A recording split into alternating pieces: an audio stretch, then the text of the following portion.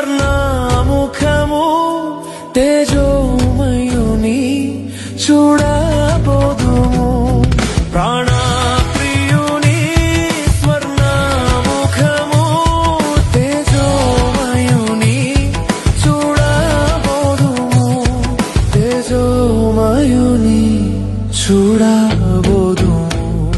రాజాధిరాజు మహిమాన్వితుడై మేఘవాహనుడై వచ్చుచున్నాడు. నిత్యానందము నిత్య జీవము ప్రభు సముఖములో అనుభవించెదము.